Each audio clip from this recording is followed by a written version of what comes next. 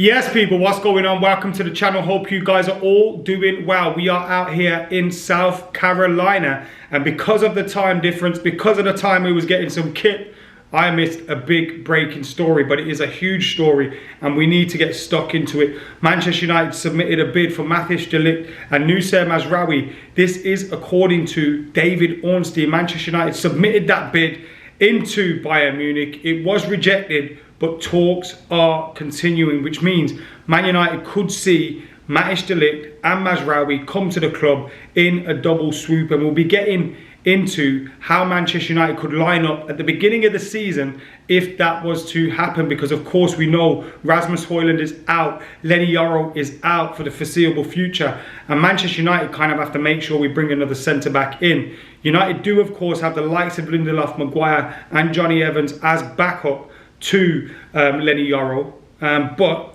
we need to be making sure that if an injury happens again, we're not struggling. Johnny Evans isn't playing as many minutes as he did last time out, and also let's be real, Victor Lindelof and Harry Maguire, whilst there may be decent squad options, decent fourth, fifth choice options, third choice, whatever, they shouldn't be starting for Manchester United when the season begins, and we need to make some moves happen. There's also talk around Tyrell Malacia and his injury problems and how long he's going to be out for. That one's been a while, and it makes my thoughts on the right back position and us not focusing on the left back position echo home even more, because why are we focusing on that right back position when the left back position is a problem?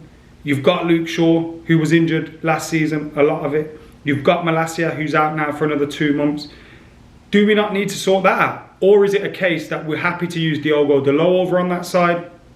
You know, Mazraoui can play over there too if needed. Are we happy to use a few players out of position and focus on getting that right back in, especially with Wan-Bissaka's contract coming to an expiry next summer? Maybe it makes sense to cash in on him now. We'll get stuck into everything, but before we do that, make sure you're hitting that subscribe button, you're liking, you're commenting, you're sharing. Tomorrow we will be at the game between Manchester United and Liverpool at the William Bryce Stadium. Manchester United's last game before that game in the Community Shield against Manchester City at Wembley. So let's get stuck in. United have submitted an opening double offer to sign Ligt and Mazraoui from Bayern Munich. The Old Trafford hierarchy want to bolster their ranks by landing both defenders and stepped up their pursuit on Thursday via a joint bid. We really do need to sort our backline out though, innit? We saw how much of a problem that was last season. And whilst I think we do need to bring in a number 6 to compete with or replace Casemiro, depending on what happens with him, I'm of the opinion, yeah, look, Casemiro last season was poor. He was abysmal at times and embarrassing at times. Remember that performance against Palace? It was horrible. But at the same time, I feel like him, focused, recharged, Manchester United with a good defence behind him with some decent midfielders around him, I think Casemiro still has unfinished business here, and he'll be a man that wants to prove something. He already looks like it. He's coming to pre-season training looking trim and fit and all those kind of stuff. I think he's got a point to prove, and I think he will want to prove that. There was optimism at United and the players' representatives that this would satisfy Bayern's expectations for squad members they deemed surplus to requirement, but the proposal was rejected, and the Bundesliga side told their Premier League counterparts it will need a higher fee to reach an agreement. Talks are ongoing. It has caused some bemusement in the camp of Ligt and Mazraoui. They're both represented by the same agent, Rafaela Pimenta, which makes this deal kind of easier to happen. And it's based on their understanding of what it would require to get a deal over the line. So it could be a case that Bayern Munich now have shifted the goalpost. They know Leny Yoro's injured. They know we need that to bring a player in there. The deal with Wan-Bissaka is kind of trickling over the line a little bit with him being linked to West Ham. So Bayern Munich maybe just playing clever buggers now and trying to get a little bit more money in. Bayern informed the pair before the summer market opened that neither were part of their plans and transfers should be sought, insisting the club would compromise to help the process.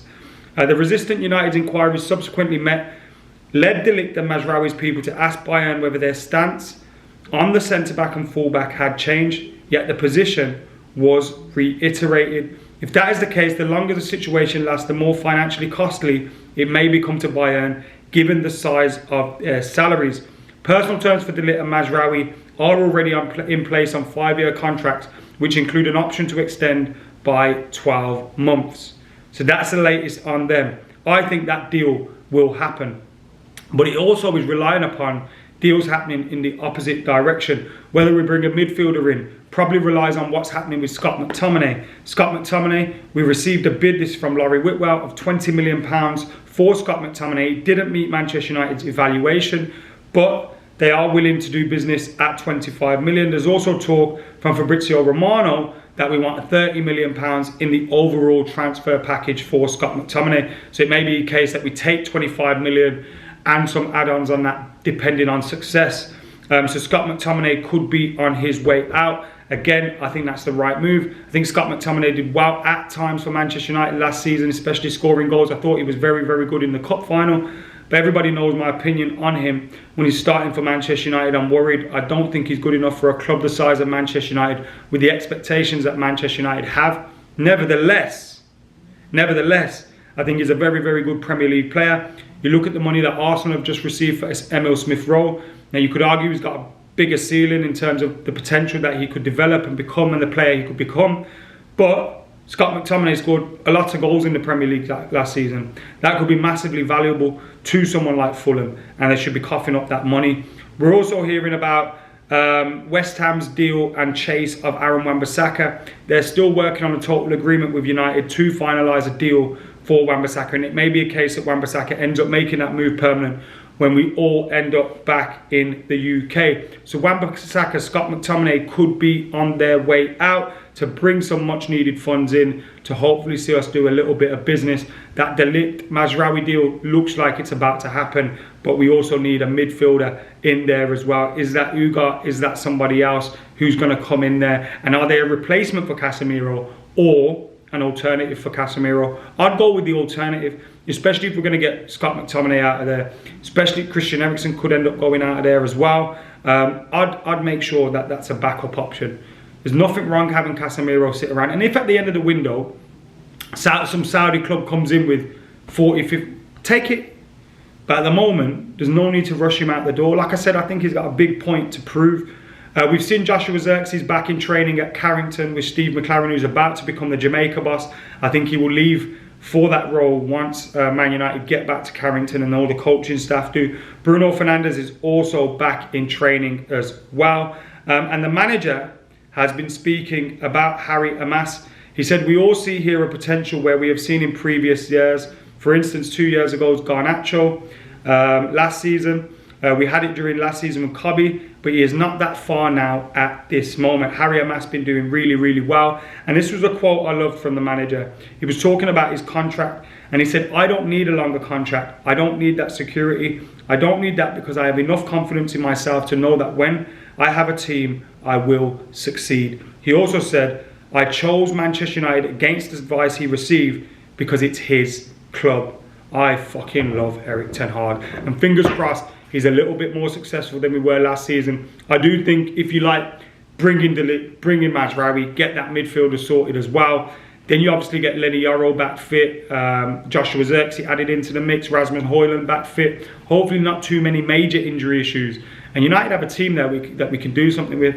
And we definitely have a coach that we can do something with. So fingers crossed. Anyway, I'll be at the William Bryce Stadium tomorrow for that game against Liverpool. So make sure you're keeping it locked for my reaction to that. And also, if there's any breaking news between now and then when we're actually awake at like 4 in the morning for us, then I will be bringing that to you. Keep it locked. Hit that subscribe button. See you in a bit.